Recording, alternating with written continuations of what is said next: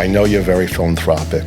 Can I borrow $20? But is there any skill set out there that's absent that you wish wouldn't be absent? Well, I think one of the things we've identified over the years is not enough classes for bilingual education. Learning English is really important. People make mistakes. You know, we've hired some people who have been incarcerated and come to work. Re-entry, and they become valuable employees. So I think people learn, if they learn from the past, they can become better citizens, better workers, better people, and have a better life. What drives you to be a board member? And by the way, you were also a board member of our board. A board member. This podcast is brought to you by the Workforce Development Board. I'm on that board. Of which he is a member.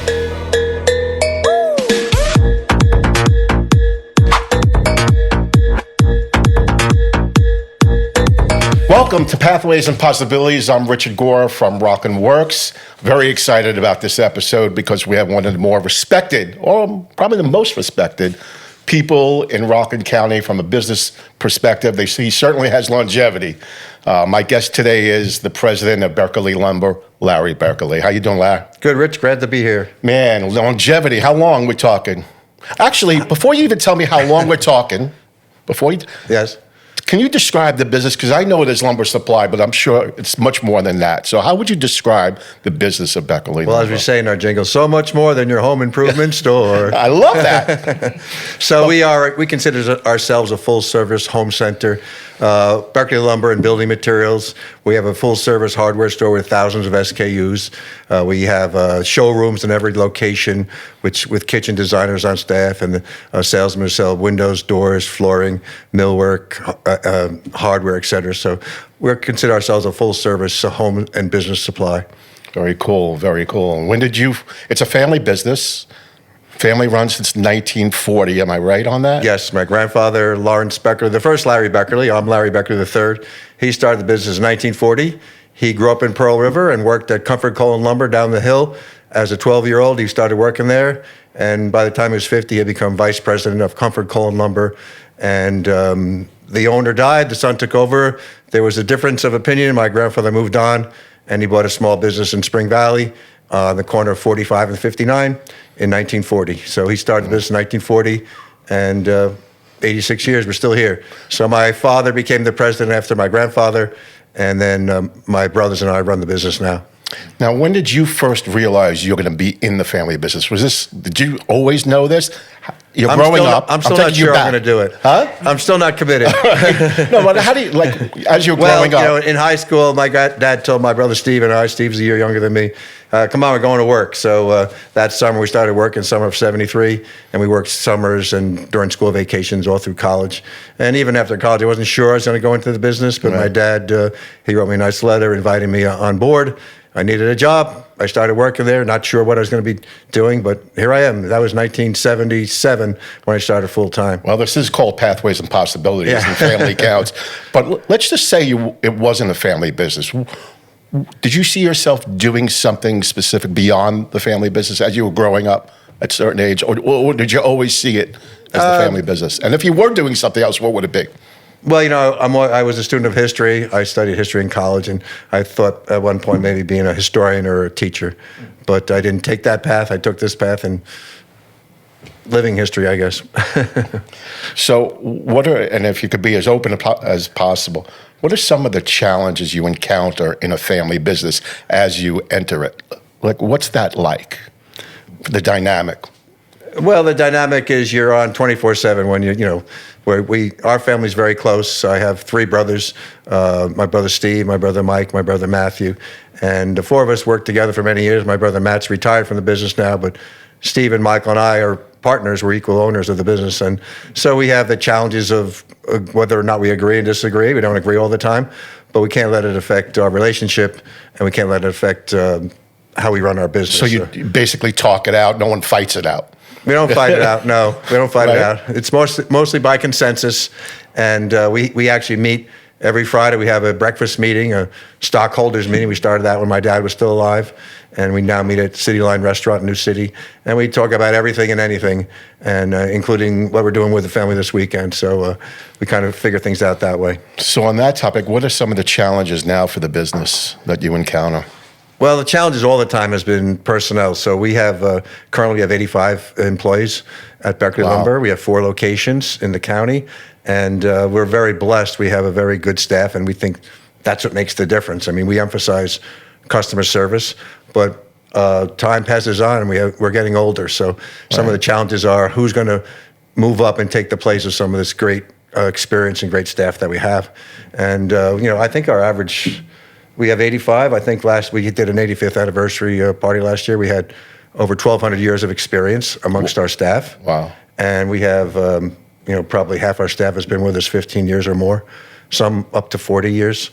So who's going to step in and do what they do? So we do have a good young cadre of people moving up. Right. And now the challenge is to enable them and empower them and start bringing them in, giving them more responsibility so they can start learning the great experience that some of our managers have, and then kind of going out on their own. How do you balance the upskilling of those employees to reach management positions when the dynamic is a family business, right? So how do you manage that? How does that play out? I don't think we're really good at that. All right. So how do you try to go about it? My brothers and I, Stephen and Michael especially, they're all in. They put all their energy, everything into it. They do everything. We kind of over micromanage, and I think we're trying to change that. We've involved with some consultants and try to figure out how to do that and empower more people. But we do have manager meetings, monthly manager meetings, where we sit together for breakfast and we talk about everything and anything. And that's relatively new. We've been doing that the last 3 years. And that dynamic is great because it increases communication, especially across the branches.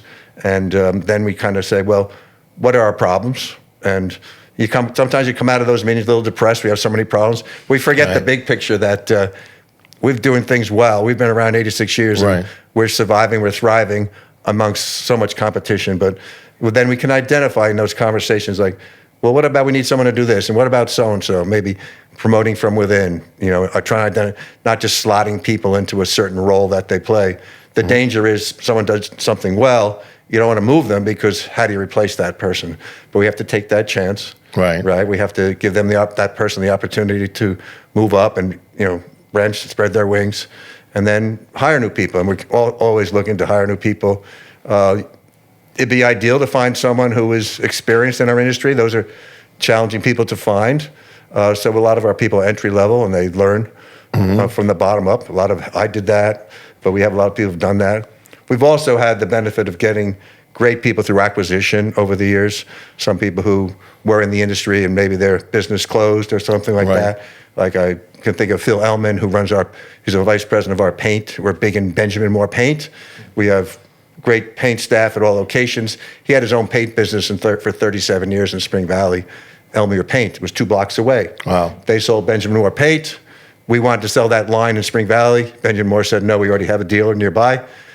There was an opportunity, we wound up buying his store, and most importantly, he came on board. That was 12 years ago. And he's still there today. And he had 37 years of experience running his own business. So we have several people like that who were in the industry. Orangeburg Lumber, our Orangeburg location was Orangeburg Lumber.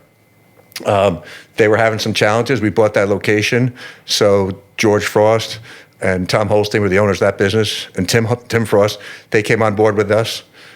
George, who was probably in his 70s when that happened, he said he'll work part-time. Well, he worked until he was 93. Wow. And God bless him, he's still around, but he's not working currently. But He's not working currently. Well, No. God, what's wrong? Come on. COVID happened, unfortunately. But we've been very fortunate to get some experienced people. Many have come from other similar businesses, hardware businesses and such. How do you get the entry-level people? How do you access them? They walk in the door. Literally? They literally walk yes, in? yes. I'm looking for a job? Yes. And a lot of them? I mean, that happens a lot? It happens every day. No kidding. Yeah. That's interesting. It happens every day. My office is in Spring Valley. That's our headquarters.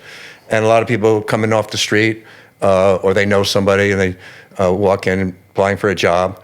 So over the years, many are not eligible because they may not have the proper documentation. Right. Or they don't have the language skills. So we encourage people who are bilingual, but they have to be able to speak English to communicate with us and our customers. Our customer base is so varied. Rockland County, the demographic is so varied So there's a lot of Spanish-speaking people, a lot of Creole or French-speaking people. There's the large Orthodox community, and all over Europe. And we have it all. Who are the people who do the work, the construction? They're immigrants, right? Right. So we want to communicate with our customers, and that has changed over the years. So if we can find someone who's bilingual and speaks Spanish, that's a big plus. I would assume customer service is everything in your business. Yes. So what are some of the components that you try to ingrain into your newer employees to be alert on customer service? Well, the first thing I say, someone walked into my office today applying for a job, and I say, we've been around since 1940. Our customers have so many choices where to go to fulfill their needs, whatever their needs are. We want them to come to us. They can go to the unmentionable big boxes, Lowe's and Home Depot and such. But we think we have a better customer service. We have better product knowledge. We care about our customers. We're in the community. We're part of the community. So we really emphasize that when we go through the interview process. And I look for people who maybe, when they were younger, were involved like in teams or other activities, or have proven that they can get along with other people, or they have retail experience. And you're out there in the community doing some do-good work, right? You mentioned coaching to me last week. So I am. Talk about that. Does that bring you closer to the community, and why do you do it? Oh boy, tough question. That's a whole nother broadcast. But let's give it a go. Why do you? Well, I coach high school track at Nanyard High School. Right. So I'm the head boys coach. I've been coaching since 1979. So back in 1970, I asked my dad, is it okay if I take this coaching gig? And so he allowed me to try that, and for a year or two, and that was 1979. So I'm still doing it. But you do it because you love it, or you feel I do it closer because to the I love community? it. What is it? Because I just know time is so scarce. Yeah, it and takes I know a lot of time. You're the president of Beckerle Lumber, yet Right. you're willing to spend time outside. Yeah. What drives you to I that? enjoy working with the young people, the teenagers, and training them and watching them grow and prosper and improve, and that always gives me great satisfaction. And in addition, it has led to a lot of connections. I think there's probably 10 people at Beckerle Lumber who I either coached or competed, and I got to know them through the sport of track and field. It makes a lot of connections. Plus, it puts you out there in the community, just like any other activity. You meet the parents, you meet the officials, you meet other coaches. They're all customers. Right, that's great. Yeah. Not only you're active in that arena, you're on several boards. Yes. So again, I'm saying, wow, here's a guy who spends a lot of excess time giving. What drives you to be a board member? And by the way, you were also No a one board member drove of me our to be a board member. This podcast is brought to you by the Workforce Yes, Development Board. I'm of on that Rockland County, of which he is a member. I'm just a girl who can't say no. No, is that it? People ask, and then All the time? you have to evaluate. Yeah. So my dad was very active in the community, always very active in the community. So he was a great role model. He was a Rotarian for 65 years, perfect attendance in the Nanyard Rotary, and I got recruited to be in the Spring Valley Rotary, not through my dad. He never pressured me to do anything, but another businessman, Frank Mellion, who was a longtime business person in Spring Valley, said, "Hey, Beckerle, you should be in the Rotary." And I joined the Spring Valley Rotary around 1997, 98, and been active in that group. And it's a very active group. The Rotary does so many wonderful things. It's business and professional people getting together on a weekly basis. We have lunch, but we do so many things in the community, statewide, nationally, That's a great and organization. internationally. In fact, I was invited to present to multiple Rotaries about Rockland Works, which is a great resource in the county. And Yeah, you should come and be a program at our club. I'm a two-time past president of the Rotary. Are you really? Yes. I went from Rotary to Rotary. Everybody asked me to join. It was actually pretty that's cool. what will happen. But a bunch of really good people, real community-minded people giving back, and not just talking the talk, but actually doing the work, which is amazing to me. It's. What do you think of Rockland County and the prospects of Rockland County as for workforce development going forward? What do you see here over the years that may have changed or may not be changed, but it looks like a changing community, and how will that affect your hiring? Okay. That's a real easy question, isn't it? I got more if you want. It's pretty broad. It's very broad. No, but well, we all know, any long-time Rocklanders know how much Rockland changed since they opened the Tappan Zee Bridge, right? 30,000 people. Now it's, 375,000 people. So it's a small county geographically.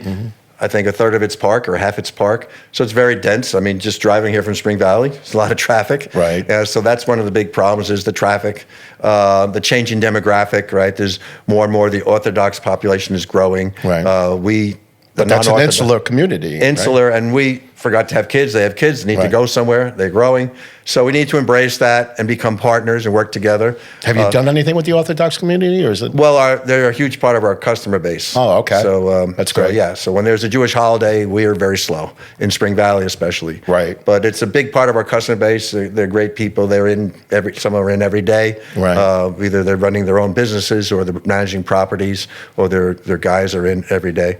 So we embrace that. We welcome that. But the challenge is affordable housing in Rockland County, so that our staff, our workforce can't afford to live in Rockland County. Right. How and does this that? is a And universal I know my problem. kids left. My kids left Rockland County. Yeah. They aren't alone. So and you have immigrants coming in. Right. And So I see for our workforce, the future are those immigrants, those people coming in, the next generation or the second generation. They're part of our staff now. We have a pretty varied staff. do you have family members working together, or no? Are there any? Besides relatives of mine? No, not relatives of yours. Yes, we relatives have, of employees. Yes, we've had first and second generation. We have a whole history of family. I don't want to say, how do you say, groups that work for us. Like Maura, who's in the office, who writes the checks, accounts payable. I coached her. She came to work at Beckerle Lumber. She met a guy who works there, Charles, who's one of our managers. They're married. They both work there. Great. Their son works there now. He graduated RCC. He's working there full time. Charles III, and their son James is graduating high school. He works for us summers. So that's one example. There's John Stauf, who's worked for us for 40 years now. His two sons are his right and left-hand men, I would want to say, Mike and Malcolm. And they're all in the office in Spring Valley. That is great. So we have really, a lot really of that, a lot of family units. People bring their relatives on board, and they seem to thrive there. People think people think, I guess it's true, the lumber business, building material business is not sexy, but everybody needs building materials. Everyone has a home, and they need something for their home or their office or their storage space and things like that. And it can be very interesting. Every day is different. Right. I mean, we're not just 2x4s, but we are 2x4s too. As my dad said, like running out of 2x4s is like a butcher running out of hamburger meat, right? So that's really funny. Actually, it's good. Yeah. I see your commercials all the time. But you don't know the jingle. I was a little off on the jingle. I was only a 35-year resident, but I feel the people here luckily did know the jingle. But it's hard to miss Beckerle Lumber, and I guess there's some pressure to maintain business in a time where you're fighting technology and changes. Yes. So can you talk? What kind of things have you invested in to keep up with technology changes, other reshaped, the reshaped business of a lumber company? So me personally, I'm kind of a dinosaur, but my brother Steven and Mike, back in the day, they majored in computer science. So, Fortran and all this language stuff, which all is archaic now. Right. But they have a grasp of these information systems and stuff like that. So they're very good at that, and we're keeping up with that. So we invest in a lot in technology, for communication, point of sale, inventory controls, reporting. So, are we doing this right? Do we need to order more of this? Are we making enough money? What's our cost? What's our gross profit? Things like that. I mean, all that was done with pencil and paper and going out and counting. But there still is that. So we still have the old-fashioned way. But we are we think we're pretty current with our computer systems and our information systems. So we invest in a lot of that. We've also invested a lot in equipment. So it's an equipment-heavy industry with trucks.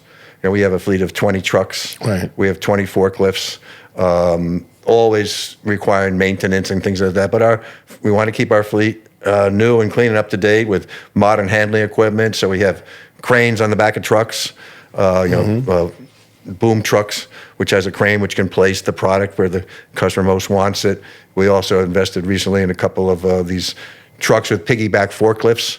You've seen them go down the road. A big flatbed tractor trailer has a forklift on the back. Yep. They get to the site, the forklift is lowered, it goes, picks up the product, and puts it wherever you want it. It costs $250,000 for that. So when we... All right, but is the expectation of a prospective employee that they have forklift training, or do you Yes. provide that training? We provide that. So you provide that training. We provide all our yard guys they have to get certified in safe forklift operation. So we have our yard foremen, our trainers, so they'll train them if they don't already have the training, and then they have to update it.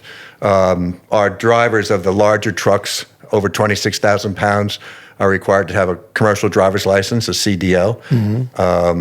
So that has always been a challenge to find good, actually licensed CDL drivers. Yeah, it's really hard. Very hard, and they're in great demand. And we've been fortunate to keep. We have some really good drivers, and we've been fortunate to keep them.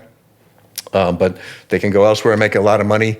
But fortunately, they stay with us, and they make decent money. But they don't get paid what they should. None of us do. The smaller truck, that's true. Trucks under 26,000 pounds, you don't need a CDL. So we have a lot of trucks like a van truck or a pickup truck or things like that. We can make smaller deliveries, so that we try to balance it that way. We don't supply a lot of new construction, but we do supply some custom homes all throughout the county. But a lot of our business is the remodeling market. So the addition, the kitchen, the bathroom, the deck, things like that. That's our bread and butter. The contractors who do that, those are our bread and butter customers. Come in, they're in our store every day, picking up or getting delivered. They have expertise, but we also provide more advice or expertise. So we sell a lot of windows and doors, sell a lot of decking, Trex and pressure treated and cedar, all the different options. The big challenge is also keeping up with the changes in the technology of the products, the building products. So we're Beckerle Lumber, but we should change our name because it's not just lumber anymore. There's things that are made out of so many different things, and we have access to them. Even though we're relatively small with 4 locations, we belong to a buying group. The buying group is called Lumbermen's Merchandising Corporation. The abbreviations are LMC. Nobody knows what that is. It's a buying group that was started in the 1930s by a bunch of lumber dealers in Pennsylvania, and they pool their resources and they buy together, so they have better clout buying together. So now there's over 350 lumber dealers throughout the country. Wow, that's over awesome. $1 billion of purchasing power. They have a headquarters in Wayne, Pennsylvania. If I need some lumber, I call up the guy, my buyer in Wayne, Pennsylvania. I said, I need a railroad car of 2x4s, and he'll contact the mill and order the car of 2x4s, and I know I can get the best price based on the buying clout of 350 lumber yards, not just little me. Right. So we buy a lot of our lumber, comes by rail from the West Coast, because the species that we sell here in the Northeast in the metropolitan area is Douglas fir. So Douglas fir grows straight and tall out in the Pacific Northwest, Washington, Oregon, Western Canada. So it costs more to truck it or buy it from a distributor, so we can buy direct from the mill. So last Friday, in our Haverstraw location down the road here, where there's a railroad siding, so we got a railroad car full of 2x4, 96-inch. You know, we got 15,000 2x4 8s, some 2x4 10s. Wow. That came, takes 3 weeks to come across the country, but it came from Eugene, Oregon, the Sierra Pacific sawmill. So we were able to buy direct, and that's how we can compete price-wise and quality-wise with these big box companies, you know, the Home Depot, the Lowe's. That's pretty amazing. And our grade of lumber we buy is actually better than theirs. We were able to partner with some mills. And the same goes not just for lumber, but for manufactured products, power tools, hardware, all these things. We are part of we buy from Oriole Distribution. So they're a wholesaler that sells hardware and all kinds of stuff. I mean, probably half the stuff in this room. If you wanted it, you ask us. If we don't have it in stock, we can get it. Oriole comes every week, and their trucks come from, well, right now they come from Rome, New York. They have a huge distribution center in Rome, New York. Our buyers will go around the store, see what we need, what hooks are empty, put it in the computer, and they'll order X number of widgets on Thursday, and it's delivered Monday morning, sorry. Oh, then that we was put a it good on the time to shelves. hit them up for some enhancements to the studios. Let me know what you need. It's good timing. We can make a deal. Let me take you back to employees for a second. For imagine a 20-year-old walking and knocking. You mentioned that people come in through your door. I'm picturing a 21-year-old walking into your store, one of your stores. What is the trait that you're looking for out of a young person, either Well- male or female, what's the singular trait or multiple traits that you try to identify when you're trying to hire? Friendly, able to engage in conversation, seem to have like a light in behind those eyes there. Right, that counts. We have actually a home run hire very recently, a couple months ago. This young man who lived down the street walked in to my office applying for a job, and he's just out of high school. What made him a home run hire? He's a smart kid. He shows up every day. Reliability. Reliable. He's bilingual. That's a tough one to very find. Much, very important. And as Tough one to find. When you talk about 20-year-olds, exactly. you never know. That's why it's I'm a gamble. asking. I'm being very specific. A lot of times we'd rather hire the 30, 40, 50-year-old, Right. who's second career. But this young guy, smart guy, and he's a problem solver. He doesn't get flustered. great. He asks questions, and he And you speaks, changed his life. speaks Spanish. Well, we think he's got a great future with us. So. Now, I also know that you've hired people with disabilities in the past. Can you talk a little bit about that? Yeah. So we've had a lot of luck with hiring people who come. Usually, it's one of the local agencies like ARC or Bridges or another step that gets in touch with us, and they have a young person, not necessarily a young person, but a person with various challenges. Do we have a place for them? And we try to find a place for them. And sometimes they have a job coach who comes along with them. And you're open to that? We are very open to that. We probably have 2 of those individuals in each of our locations. So one I can think of, Brian in Orangeburg, has been with us for over 20 years. I think of young Brian, he's over 40 now. Right. And, other guys, the same thing. Been with us for many, many years, and they fulfill a vital role. They can do things, Right. They have limitations. You have to understand that. They understand that, I think. But you give them something to do, and they seem to love working, love coming to work, and the people who work with them enjoy mentoring them. Right. That's great. They feel they're doing a good thing for the community too. That's which you are, which is probably why you're so successful and you have longevity. What would you say to businesses looking to hire people with disabilities, since you have experience? As we know, it's a challenge. Yeah. So what would your pitch be if you had a pitch? My pitch is, don't be afraid to try it. You might have to make some accommodations, but try it, see how it works out. But I think that person will flourish, and that will help your business, and that helps the community. They get a job, they get a good paying job, they feel good about themselves. They're doing something for your business too. They're helping you too. Yeah, I agree with that. We're very supportive of that. And it takes me to philanthropy one last time. I know you're very philanthropic. Can I borrow $20? No. You're a philanthropic guy. You have a million things on your plate. What drives you to be philanthropic? Is it sense of community, or is it sense of personal responsibility? Where does that come from? Or did it come from your family? Yes. All right. Thank you. No, it comes from my parents, my upbringing. I've been very blessed. I mean, my grandfather and my dad, they're the ones that took the chance and started this business. They were the entrepreneurs. I had a job. I never went hungry. I always had a roof over my head. I was educated in Catholic schools by the good Dominican sisters here in Rockland County, and then Holy Cross College. And so part of me is to, help someone who is less fortunate. And that's not just me. My brothers and I always also feel the same way. And we think if you're helping others, it's going to come back.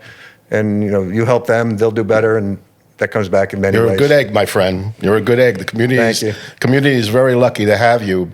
Speaking about the Rockland County community, any advice for their workforce development people and what to enhance, or do you have anything you could throw at us? In terms of making the job, making it less of a challenge for you to gain employees, or skilling up. Is there any skill set out there that's absent that you wish wouldn't be absent? Well, I think one of the things we've identified over the years is not enough classes for bilingual education.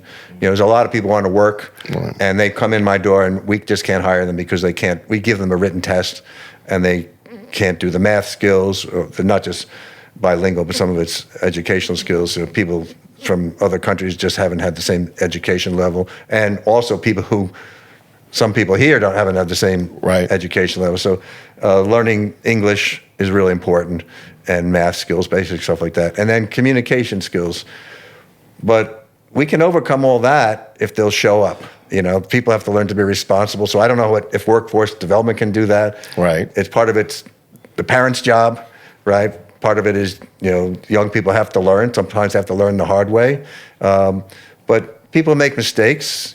We've hired some people who have been incarcerated and come to work. Reentry. And they become valuable employees. So, people make mistakes. We realize that, and we have to move on. And I think people learn, if they learn from the past, they can become better citizens, better workers, better people, and have a better life. Well, listen, it's pretty obvious to me why you've had longevity as a business in Rockland County. We're very fortunate to have had some time together. I really enjoyed the conversation and your candor. And I will say the county is really blessed to have you as a major player here. Are you going to sing the jingle now? I won't sing the jingle because I have a terrible voice.